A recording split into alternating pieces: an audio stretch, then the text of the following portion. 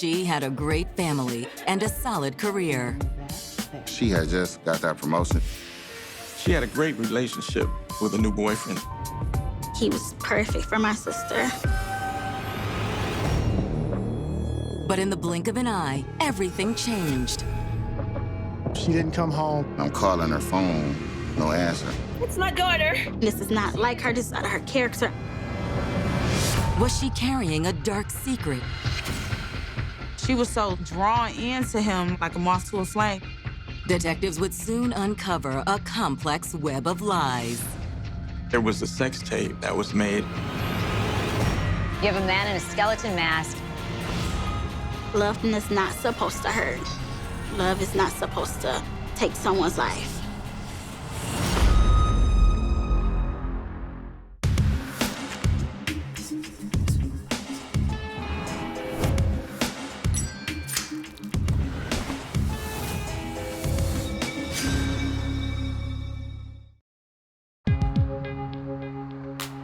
December 14th, 2015.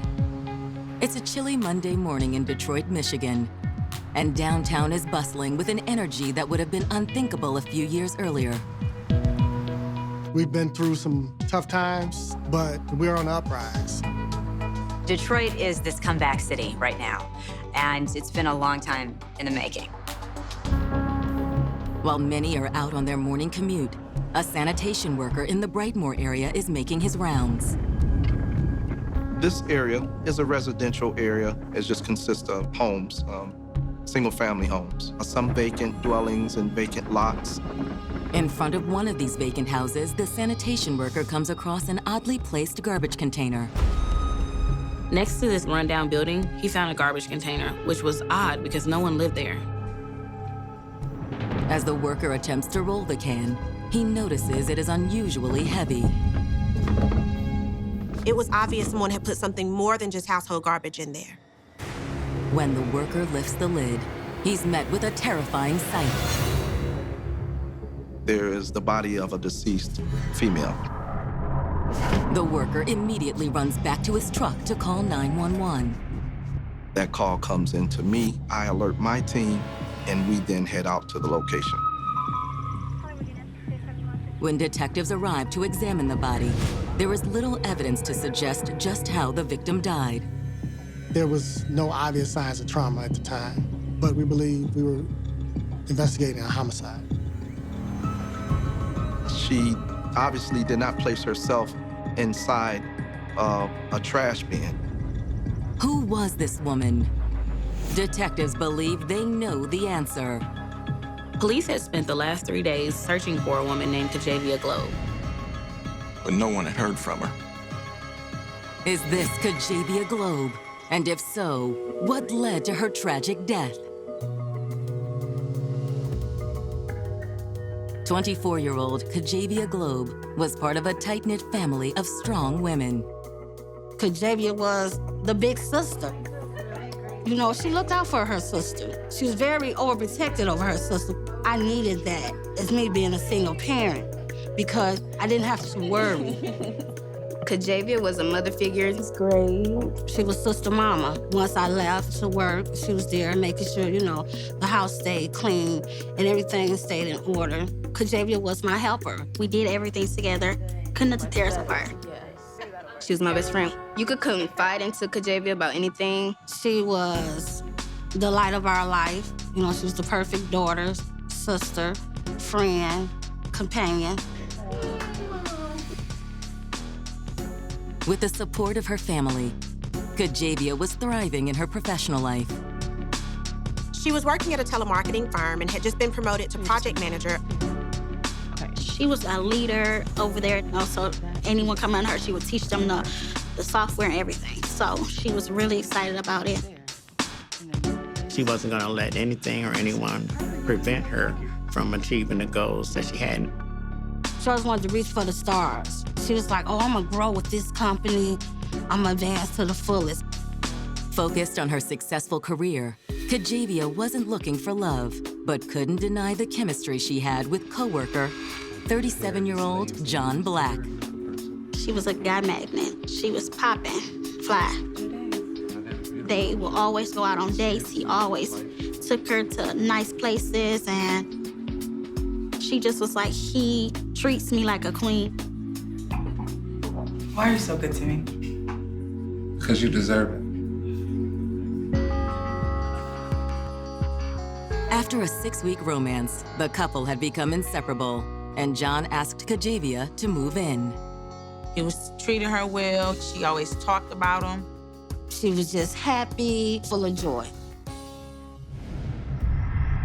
However, on the night of December 11th, 2015, Kajavia's sister receives a distressing phone call from John Black.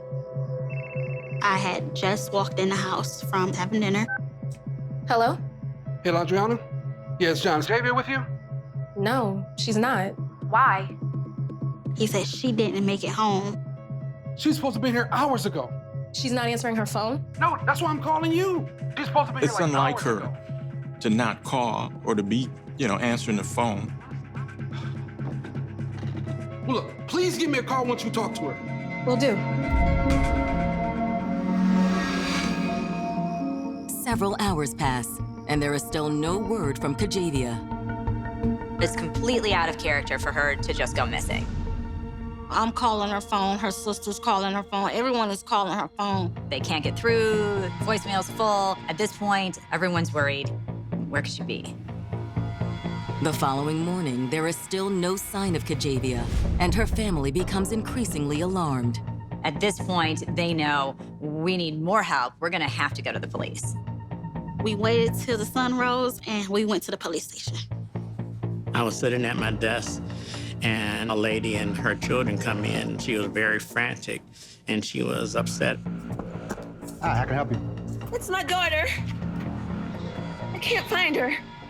Okay, how long has she been missing? Since last night. With adults, if you hadn't been missing for a certain period of time, then in some cases we don't take the missing report. Generally speaking, when someone goes missing, police tend to think this could be voluntary, especially if it's an adult. But is this one of those cases? There has to be something you can do. The family knew this wasn't voluntary. She would just not up and disappear. And so they were adamant that we need help now. As she spoke to me, I just had this overwhelming sensation, that it's something more to this. Police put out multiple bolos for Kajavia and her car. Her family also takes part in the search effort. They are their own sort of search party, investigative unit. We're going to search the Brightmoor area just to look. It's tall grasses. It is a lot of wooded areas, abandoned homes around there, to just see if we see anything. Anybody seen anything, just beating the pavement with what we have. Trying to find out anything. Have anybody seen a car? Have anybody seen her? Kajavia was still not answering her phone. And we tried to find her phone. We tried to ping it. We couldn't find anything. I knew something was terribly wrong. 2 days pass, and Kajavia is still missing. That is, until police respond to a 911 call and find a deceased woman matching her description. Once there is a deceased person, Sergeant Ball and the members of the 8th Precinct Detective Unit responded to the area. This was the same sergeant who took the initial report from Kajavia's family. He knew who he was looking for, and he was pretty sure this was Kajavia. As a detective, you try not to have any emotional contact or feelings for your cases because you'd be an emotional wreck if you did, but my heart sank because I had to make that call. Hello, Ms. Globe. Yeah, this is Sergeant Ball. When we received the phone call, and that was it. They found Kajavia's body. With a new love blossoming and a big promotion at work, 24-year-old Kajavia Globe appeared to have a bright future ahead of her. By all accounts, Kajavia had everything going for her. She's sort of living her best life. But on December 14th, 2015, 2 days after Kajavia was reported missing, her family is devastated to learn that her body has been recovered. Kajavia's boyfriend, John Black, had called her sister on Friday the 11th and said that she hadn't come home from work. The family's been through Hell, there was no explanation as to why she would suddenly take off, and then suddenly there's a body that's been found. Now, with her body identified, homicide detectives must piece together what happened to Kajavia Globe and why. The evidence techs take photos. We collect evidence from the trash can. There were dog hair fibers that were collected. There was also pillow fibers. It looked like a dog may have torn a pillow or a comforter apart. We also collected those fibers. The can had been found in front of a clearly abandoned house. They also checked the vacant house. The vacant house was boarded up, and they could see that no one had entered that house. We conducted a canvass and spoke to the neighbors, asked what they may have saw or heard. Unfortunately, detectives are unable to find any witnesses. Their hope now is that Kajavia's body might provide the answers they need. Kajavia's body was transported to the medical examiner to see if they could determine a cause of death. While they wait for the forensic evidence to be processed, their next step is to talk to Kajavia's grieving family, with the hope they might help generate some leads. Was she having any trouble with anyone, maybe at work? They had a surprise party for her promotion at work. And the day of her disappearance, When she walked into work, her department had her this big party. She loved her job. She didn't appear to have any problems or anything like that at her job. Well, how are things with her boyfriend? Any problem? John Black? Not that I noticed. He was the one that told us she was missing. John was calling us, trying to find out where was Kajavia at. She was supposed to be here hours ago. he was very adamant on trying to find Kajavia. When a woman goes missing, those closest are immediately suspects. The current husband or boyfriend or whomever that happens to be. I thought that John had something to do with my sister's murder due to the fact that that was the man that was around her at the time. Anybody else we should look at? Kajavia's mother gives them the name of another man in her daughter's life, Kajavia's ex, Maxwell Brack. Max was her first relationship. Max was Kajavia's first everything. When I initially met Max, it was a good vibe. He was a good guy. Yes, I like that one. In my teenage years, Max and Kajavia were close. He was very caring. She cared for him as well. He was always in the picture. He made my sister happy, and my sister was always there for him. You love me, right? You know I do. You don't want for me. But Kajavia's family says that despite their relationship being strong, Max started showing a darker side that landed him in prison in 2011. Maxwell was sentenced for 2 years on a gun charge. And once he was released, the relationship changed between him and Kajavia. Her sister came to me and was expressing her feelings that she didn't like how Max talked to her sister. He would he would talk to her like he was the dad instead of the boyfriend. According to Kajavia's family, eventually the abuse allegedly became physical, and Kajavia had had enough. Max was physical with my sister, and she was just like she couldn't take it anymore. Kajavia had finally left Max because she got tired of the fighting, the arguing. And she finally said, "Mom, I'm gonna leave him." And she left him. Once that breakup happened, that's when they kind of went their separate ways. It was not a healthy relationship, and her family was very excited to finally see her moving on. And then she met John. She was just happy, full of joy. Kajavia's mother says she had reached out to Max to find out if he'd seen Kajavia while she was still missing. Just because they did have history. I called Max, and Max was like, he haven't seen her. Detectives now have 2 possible suspects, the ex-boyfriend and the new boyfriend. Now we're looking at 2 individuals who may have acted or may have been involved in her death. We'll be in touch. Detectives assure Kajavia's family they'll find her killer and make interviewing the 2 men in Kajavia's life their top priority. We started conducting our interviews, and We went out and spoke to John Black. Tell us about the day Kajavia went missing. She went to work, man. They threw her a party. She called me afterwards about 6:30. Said she had to run a few errands, but she never came home after that. Any problems between you two? No, man, I thought everything was good. Till I seen that video. Video? What video? John explains that when Kajavia went missing, he went through her cloud to see if she had posted any pictures or anything that would indicate where she had been. And that's when he found the video. He found a video of her and Maxwell Brack having sex. Detectives instantly suspect John may be hiding some facts about when he found the video, but they also wonder when it was made. So you found this around the time she was missing? Yes. So she was cheating on you? John Black provided us with that information that he suspected Kajavia was still sleeping with Maxwell Brack. See that tattoo? Detectives consider the possibility of a love triangle turned deadly, and that they may be face to face with Kajavia's killer. Jealousy can be a powerful motive. With Kajavia being involved with both guys, maybe one of them let their jealousy get the best of them.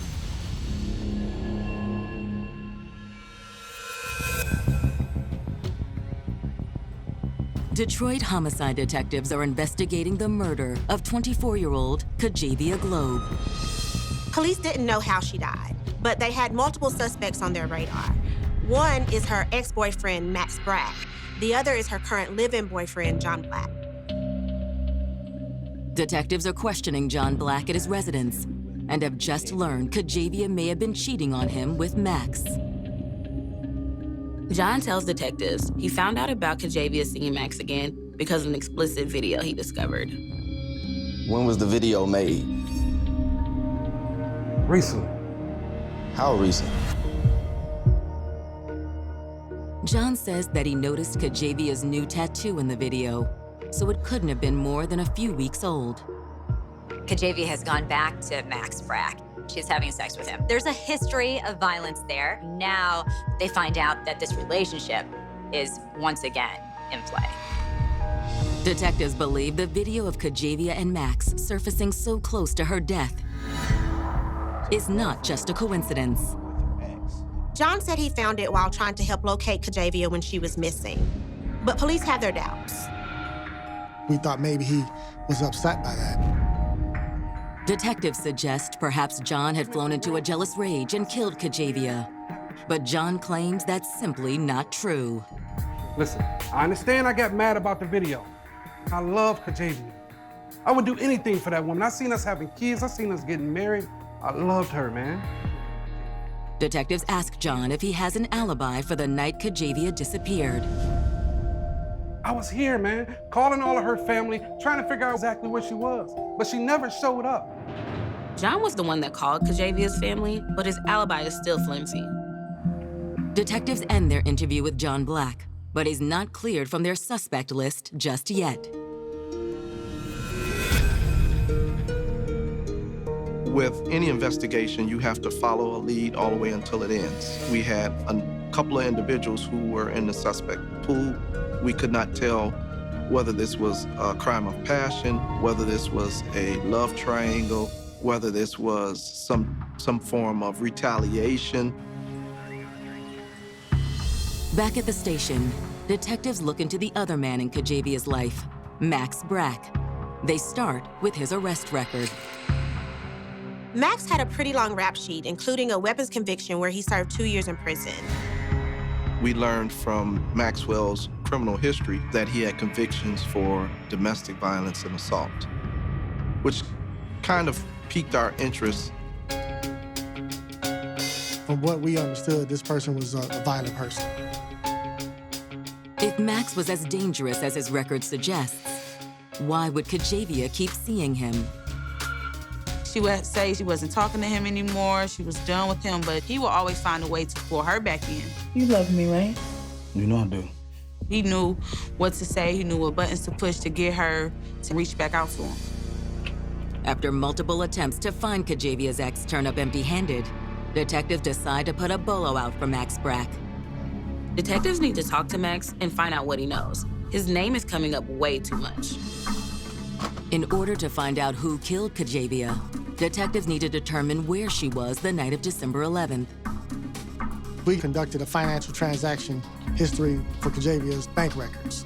We found that there were some inaccuracies. We learned that Kajavia's bank card had been used at a local ATM to withdraw money. It was a withdrawal for $500, 8:03 p.m. on December the 11th. That is a lot of money to be withdrawn, and it's right around the time that Kajavia stopped answering her phone. Detectives waste no time retrieving the security footage from the bank. We requested video footage for that transaction, and in fact showed Kajavia Globe's vehicle. However, upon closer inspection, detectives make a troubling discovery. I think we got it. Kajavia is nowhere to be seen in the footage. The video footage actually showed an individual with a mask withdrawing money from the ATM. You have a man in a skeleton mask withdrawing $500 from Kajavia's account in Kajavia's car and no sign of Kajavia. Detectives feel confident that whoever accessed that ATM is the one who killed Kajavia. This guy knew her passcode to her bank account. Now detectives just have to determine who is the man behind the mask. Again, there are only two people on detectives' radar who had this kind of access to Kajavia's personal life: John Black and Max Brack. Detectives investigating the murder of Kajavia Globe have uncovered a startling piece of evidence. Police recover surveillance video showing a man wearing a skeleton mask, withdrawing $500 from Kajavia's account, and even driving her car. Police assumed that whoever was wearing the mask was most likely the one responsible for her death. Detectives have their suspect list narrowed down to two men, Maxwell Brack and John Black. Detectives have spoken to Kajavia's current boyfriend, John Black, but now they need to speak with Max Brack. While police have yet to locate Max Brack, they are able to locate Kajavia's vehicle. The general public is aware that there is a car they should be on the lookout for that Kajavia was last seen driving. And at some point, a tip comes in. It was seen down in our Brightmoor area in the west side of Detroit. So police go out, they locate the vehicle. They found a purse in the back seat. And in the purse were credit cards that belonged to Kajavia. We had learned that Kajavia had recently been promoted at her job. And when her vehicle was found, there were balloons inside. But it's not what police find inside the vehicle that makes them take note. It's where the vehicle is found. Her vehicle was located just a few blocks from where her body was found. Detectives now have one more piece of the puzzle, but they don't know where she was killed. While CSIs process Kajavia's car for physical evidence, detectives subpoena phone records and begin combing through them. Phones are just like a fingerprint in some cases because they tell us where you were, when you were there, how long you stayed. What they find confirms some of what they already know. Kajavia had been in frequent contact with Max. There was almost no drop-off in her communication with him. During the process of their relationship, when Kajavia and Max had them confrontations and I found out about it, and I approached Max with it, I have told Max and Kajavia to leave each other alone. Period. You go your way, she'll go her way. Because the fighting had got out of hand. And so, y'all leave each other. One day y'all can be fighting and an accident can occur and you can hurt her or she can hurt you, or it can be worse, so you can kill her or she can kill you. When the family talked to Max, he stated that he didn't see her nor talk to her. While the phone records point to the guilt of one of the men in Kajavia's life, they also prove the innocence of another. The phone record showed that John Black was home the entire night. He was just a concerned boyfriend. Hey, it's John. By all accounts, John Black, desperate for answers, he was contacting her family. I've always been a stand-up guy, so I had to stand my ground because I didn't do anything.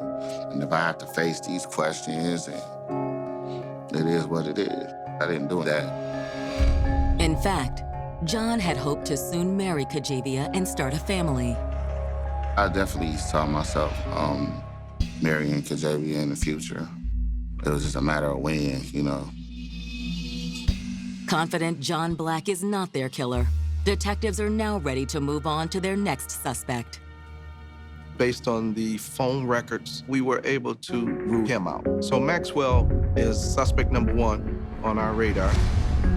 Once we figured out that that was his number in her call log and him saying that he have not contacted Kajavia in a long time, at that point I knew that Maxwell had something to do with it. A closer inspection of Max's records gives detectives further proof that he was likely Kajavia's killer. Maxwell Brack was in the area where her car was dumped, and he's also where her body was dumped at the time of the crime. What about the ATM?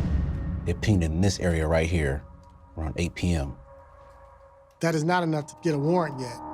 We still need eyewitnesses that may help. When detectives first canvassed the crime scene, they were unable to find any witnesses. On December 16th, 2015, 2 days after Kajavia's body was found, detectives receive a surprising phone call. We were alerted that there was a witness that potentially had information. Kim Wilson, who lives on the street where Kajavia was found, arrives at the station to give a statement. Expressed that there was some information that you would have. I might be able to help you guys. On December the 14th, she observed an individual move the garbage can from his property to across the street to be picked up. She tells police that she had seen this guy with this dumpster, and he was sort of pacing back and forth, and then he ends up taking it and put it in front of the abandoned house. What was it that drew your attention? Well, it was this guy taking this garbage can across to a vacant house, but he kept going back and forth.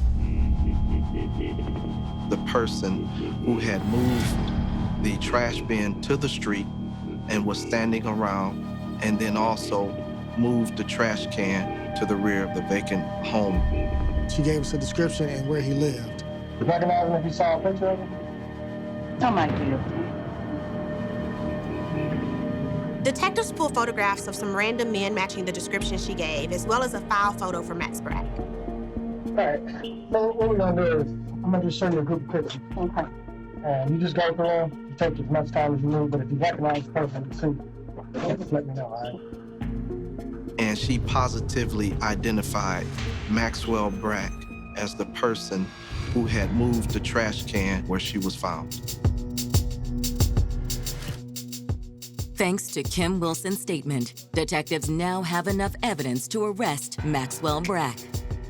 She was very helpful and instrumental in getting a warrant signed for Maxwell Brack.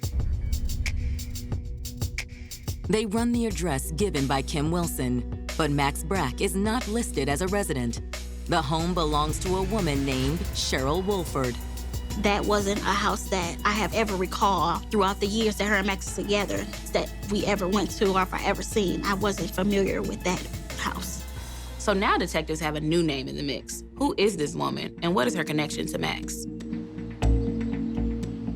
Detectives immediately head to the house, prepared to take Max into custody.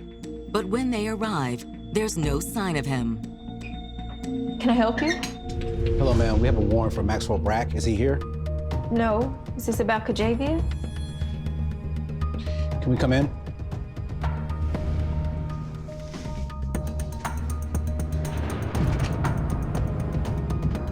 So you were aware that her body was found across from here? When police conducted their initial canvass, she was not home at the time, but now alarm bells are going off for detectives. It is revealed at that point that her boyfriend is Maxwell Brack. Could Cheryl Wolford have been involved in Kajavia's murder? If Kajavia was cheating on John with Max, then that meant Max was cheating on Cheryl with Kajavia. At this point, she's a possible suspect. Detroit detectives now have an eyewitness that identified Max Brack as the man who left Kajavia Globe's body in a garbage container. Maxwell Brack was Kajavia Globe's ex-boyfriend. However, they were still lovers. Kajavia's body was found across from a house where Max Brack was staying. They have a witness saying he moved her body, but they're still not sure how she died. Detectives have also found a potential new accomplice in the crime, Max's girlfriend, Cheryl Wolford. Did you know her? No, I just knew that her and Max were still hooking up. How did you find out? Yeah, I just found a video of the two of them. The video showed Kajavia having sex with Maxwell Brack. The fact that she not only knew about Max and Kajavia's relationship, but saw it firsthand must have been devastating. It's also a red flag for detectives. She may be upset either with her boyfriend, Maxwell Brack, or upset with Kajavia for being involved. We believe that she may have been slighted by that and upset. And due to the proximity of where her body was found and she lived there, she was obviously a suspect to us. Were you involved in this? No, I was at work that night. Here's my card. You can check with my supervisor. And what about Max? Think he's able to do something like this?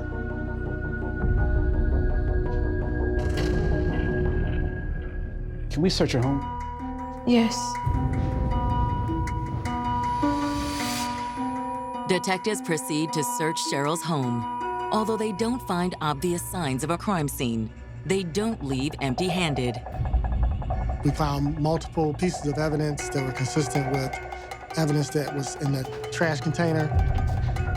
Cheryl Wolford had a dog, and detectives knew that there were dog hairs as well as fibers from a pillow found with Kajavia's body. We're gonna have to take a sample of this. Okay. Detectives take samples of the hair and fibers for forensic analysis. With no blood evidence or proof that Cheryl was involved, detectives can't arrest her, but they still need to check her alibi to make sure she's telling the truth. Upon returning to the station, detectives are met with surprising news. Max Brack has been apprehended. Maxwell Brack did not come in voluntarily. Our headquarters surveillance tracked him out in Jackson, Michigan, and he was arrested. Kajavia's family is relieved to hear the news as well. They told me that we got him, Miss Globe. We have Max. And I just started thanking God. He was returned back to our Detroit detention center, at which point myself and Detective Crosby conducted an interview of Mr. Brack. When detectives sit down with Max, he doesn't appear to be concerned that he is at the center of a homicide investigation. He's a guy that loves to hear himself talk. He's clearly a narcissist. He's boasting about how he's used this woman for that, uses that woman for this. He pretty much kind of painted himself a womanizer. We know you're still involved with Kajavia Globe. We have a witness who saw you move the body. We tracked your phone. So why'd you kill her? Got bad intel, man. Why would I kill her if I'm still hooking up with her? Maxwell said that because of his exploits with many women that he would have no reason to hurt or kill Kajavia. He denied. And in most of those denials, our evidence refuted almost everything that he said. He played a victim role during the interview. I don't know what y'all think happened, but I ain't do it. And I ain't saying nothing else until I speak to my lawyer. Detectives conclude their interview and send Max back to holding. He hired a lawyer, and his lawyer stated that he was not going to provide a statement. So we continued on with our investigation and building our case. After their interview with Max, detectives follow up on Cheryl Wolford's alibi for the night of the murder. She stated that she was at work that night and didn't get home until well after detectives believed Kajavia was killed. We confirmed the information that she provided, and that's how we were able to clear her. With another suspect cleared, and without a strong motive or cause of death, detectives feel the pressure to build their case against Max. This was the only time that I have been involved with a homicide investigation where the cause of death has been unknown. However, when the lab results come in for the items found at Cheryl Wolford's home, detectives believe they now have enough evidence to file murder charges. We found multiple pieces of evidence that were consistent with evidence that was in the trash container. We sent all of that evidence off to our lab, which it was confirmed that those items were a match, even the dog head. Technology was very helpful for us in the Kajavia Globe investigation because of forensic science, linking fibers and hairs. It linked everything together. Detectives submit their case to the prosecutor's office. 2 months after Kajavia Globe's body was found, Max Brack is charged with open murder. The evidence pointed to Max, but without a cause of death, they could not file first or second-degree murder charges. My sister, she was very kind-hearted and loving, but if you pushed her, she could be a fighter. She would fight back. She would defend herself. She wasn't weak. She would defend herself if she had to. So I know she defended herself in whatever situation she was dealing with. So I know it wasn't no peaceful, fall asleep, death. With such an unusual case, will the prosecution be able to make the charges stick? Or will Max walk away a free man? Because they didn't have a cause of death, I think he felt confident that he wouldn't be attached to it. Max was being very arrogant. I feel like he think he had it in a bag, like he fooled everyone, and that he was going to get off. I used to tell my daughter, I used to tell Kajavia, he's the devil. It was just some other intuition. I hate this man. This man has destroyed my family. In August of 2016, prosecutors prepare their case against Max Brack for the murder of Kajavia Globe. But Max maintains his innocence. Max claimed that even though he and Kajavia were still lovers, that didn't mean he killed her. He said they had this sexual relationship, and that's all it was. Maxwell told us he would have no reason to hurt or kill Kajavia. Despite the fact that he was engaged in a sexual relationship with Kajavia at the time of her death, despite the fact that her body is found across the street from where he's living, he says he has nothing to do with this. When Max's trial begins in late August, emotions run high as his defense begins to poke holes in the prosecution's case. Even with all the evidence linking Max to Kajavia's body, not knowing how she died really jeopardized the case. They didn't have a cause of death. Prosecutors also lack a clear-cut motive. Why did this happen? Why would he kill someone he claimed to love? And we can't ask Kajavia what happened. And Max Brack is never gonna admit to what happened.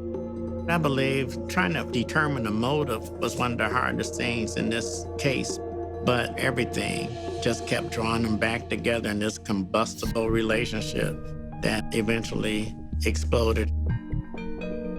Prosecutors and Kajavia's family have a theory about what happened the night Kajavia died. The prosecution believed that Kajavia went to see Max at Cheryl's home while Cheryl was at work. They assert that Kajavia went there to end the relationship. That's when Max flew into a rage and killed her. I don't want to do this anymore. You said that once before already. We're done, Max. Stop! Stop! Stop it! Get off me! Shut up.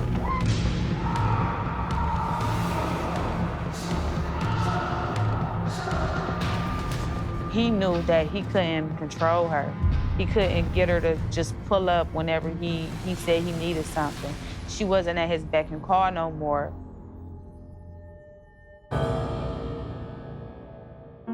It was, if I can't have you, nobody can. Kajavia's family maintains that Max was a manipulator who only looked out for himself. He was using her for her money. Because after he killed my baby, he went straight to her bank account. Straight there.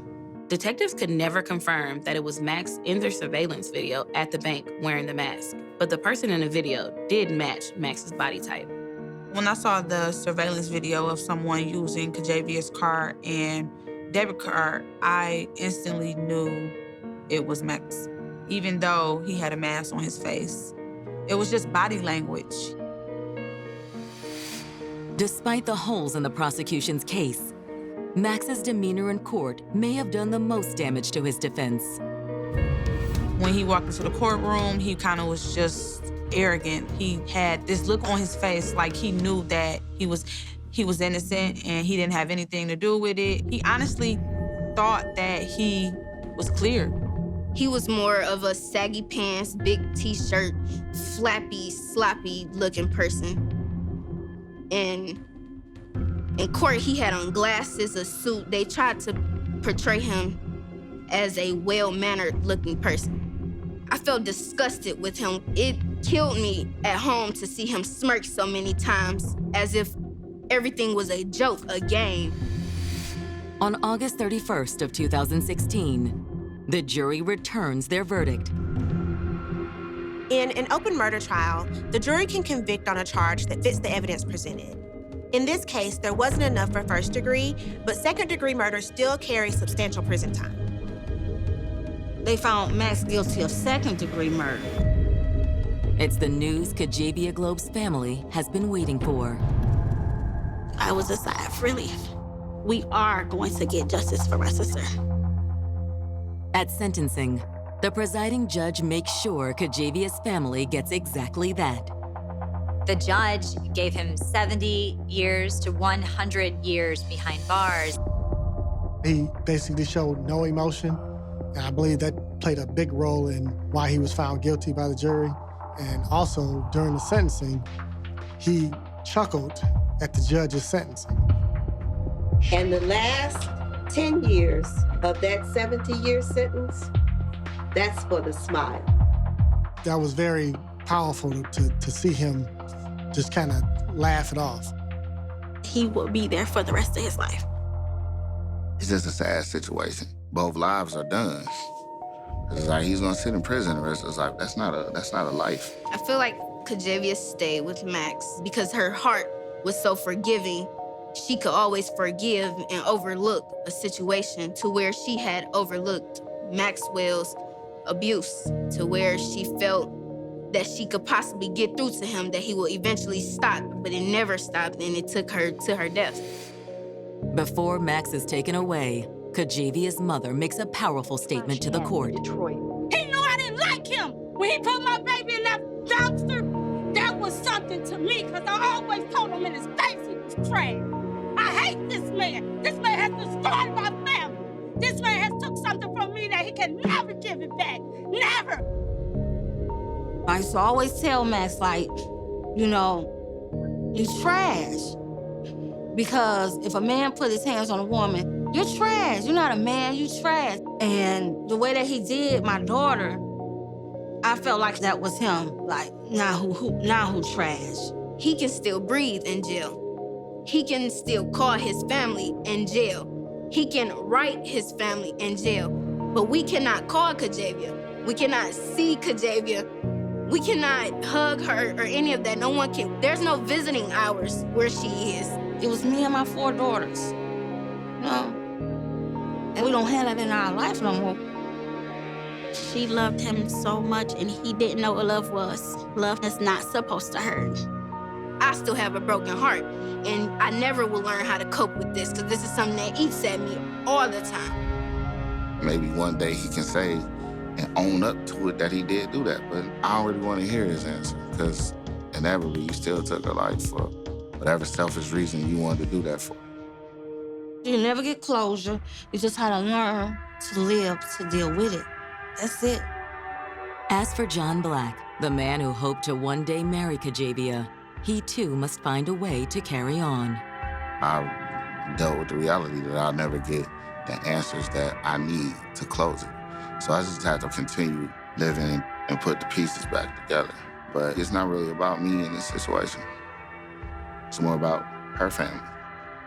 However, even in their grief, Kajavia's family hopes that her story will save others from the same tragic fate. I never once thought domestic violence would come to our home, my family, my immediate family, my group. I never grew up around it. I knew nothing about it until Kajavia and Max. No one should belittle you. No one should make you feel less than them. And if you're going through it, get away, get out. Leave and don't look back. Because somebody loves you, they're not gonna hurt you. They're gonna protect you.